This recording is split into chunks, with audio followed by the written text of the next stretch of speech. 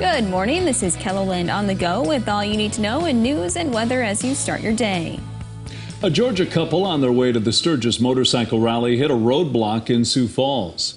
Sabra and Danny Dupree came into town during the torrential downpour earlier this month. They filled up their tank of their Dodge pickup at this Circle K right off the interstate on 41st Street. A short time later, the truck died. They had to wait until the next day to get into the dealership, where they found water in the fuel rail. Yeah, it's a pain. It's a pain in the you-know-what. So here I am traveling, not knowing what's going on, trying to alert them to stop that pump so that other people don't have this problem as well. I mean, it's bad enough that we had the problem, but we don't want everybody else to experience the same experience that we are having. Circle K says no one else got water in their gas that day, and they constantly monitor their fuel tanks for problems. The Dupree showed us the bill adding up to nearly $2,000 because of the incident. They did finally make it to Sturgis and are now back home. We put a statement from Circle K here on KELOLAND.com. Emergency crews were called to the area near the Sioux Steel construction site in downtown Sioux Falls Tuesday morning. Here's a look at the scene from Falls Park. It appears a piece of equipment fell on its side and onto a building. Lloyd Company says they're working to lift the crane, but no one was hurt. Construction will continue on the west side of the building while they figure out the impact of the crane. A Sioux Falls man awaiting trial for alleged sexual contact with a child is now facing multiple counts of rape dating back more than 20 years. According to court documents, Craig Worm faces 10 counts of rape involving a child. While the charges were just filed in June, the crimes allegedly happened between 1998 and 2002.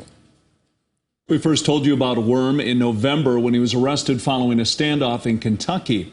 Authorities say he left South Dakota after he was accused of inappropriately touching a young boy. Worm is currently in the Minnehaha County Jail. Trial date is set for October. Well, now let's get a check of our weather with meteorologist Adam Rutt. Good morning, Adam. Good morning, Sarah, and good morning, everybody. It's been a quiet and beautiful start to the day out there. You really have not been able to lose in terms of getting a nice sunrise on any of our cameras. Here's a view downtown with the airport there in the distance. 60 with a calm breeze in place and a little bit of low-hanging fog there in the distance. So in our traditional trouble spots, you will want to keep that in mind as you go about the start of your day. Temperatures are in the 50s in many locations from Faith to Huron, down to Valentine, Pine Ridge, Rapid City as well. 60 though, Brookings, Worthington, and Yankton. 64 Spearfish, 71 the outlier up in the northeastern corner in Sisseton. Not much of a breeze to speak of either, generally out of the south by southeast, around 5 to 10 miles per hour out there, and will stay pretty calm through much of your morning and into the afternoon. We had a little bit of rain try to crash the party from North Dakota, but that's basically been, in essence, raining itself out over the northeastern corner of the state. We do have a few chances for rain on the way, one later today out to the west, and then the end of the week, East River. We'll have more details on that with meteorologist Brian Karstens in your 7-day forecast. Thank you, Adam. A Pine Ridge grandmother is still looking for answers after the death of her 13-year-old granddaughter. In December of last year, Eternity Flying Horse was walking back to her sister's house after going to the store, but she never made it there. Her family says she was killed in a hit and run. They also say it was never investigated. I think that somebody has to pay for what they did, you know. Really, they took her life. They took her life. KELOLAND News has tried reaching out to the Oglala Sioux Tribe Department of Public Safety multiple times to get information on Eternity's death, but have not heard back. The FBI says they've investigated the case thoroughly and it is now closed. Thousands of people are making their way through Dakota Fest this week. It opened in Mitchell yesterday. We spoke to several farmers from around the state and even across the country, many of which say that building in-person connections and learning about new technologies was some of the reasons they attend the show. We're not social when we're in the tractor, but when we go out to events like this, you get to go make these connections where you understand. And sometimes it works and sometimes it doesn't work. Sometimes it's a knock out of the park, sometimes it's nothing. Dakota Fest continues today and tomorrow with around 450 vendors in attendance. You only have 2 more days to head out to the Turner County Fair. From food, entertainment, and 4-H exhibits, there's a little something for everyone. But there's a new exhibit fairgoers can check out, the Rivers Edge Bank Ag Education Center, where kids can interact with animals and do more hands-on activities. I kind of like learning about animals. They're fun and they're sometimes silly. The cow back there mooed at me. The facility was previously Old McDonald's Farm, which was a petting zoo. The fair wraps up on Thursday.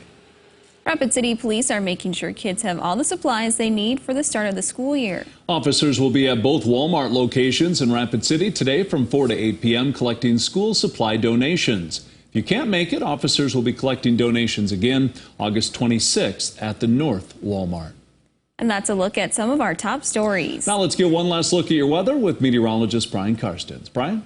All right, our weather forecast here for today. Well, overall here, looking at those 80s, pretty common this afternoon. I do expect there will be an increase in scattered shower and thunderstorm activity in the west here later this afternoon. Those cells, for the most part, will tend to decrease here tonight.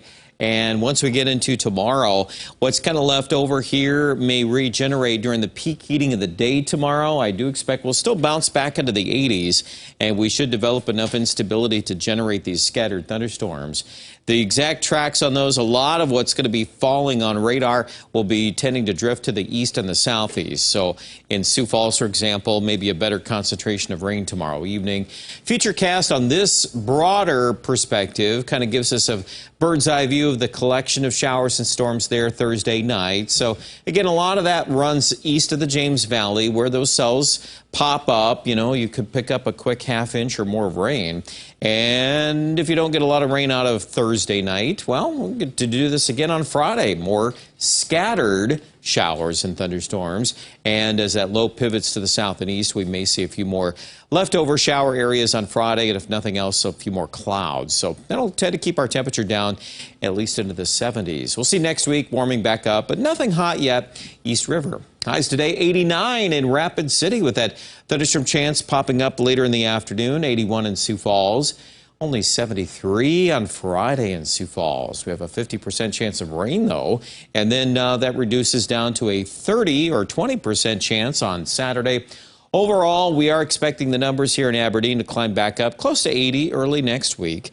But by and large, yeah, good growing weather. I think overall should be a fairly good forecast, too, for Pierre. We could use more rain, obviously, and not the concentration that we'll see East River. The areas of scattered rain will be more hit and miss here tomorrow and Friday. Rapid City also, that chance pretty reduced here Thursday into Friday, but we might see a few more things popping up around the bend by Monday and Tuesday. Check out details, our latest weather update online at KELOLAND.com.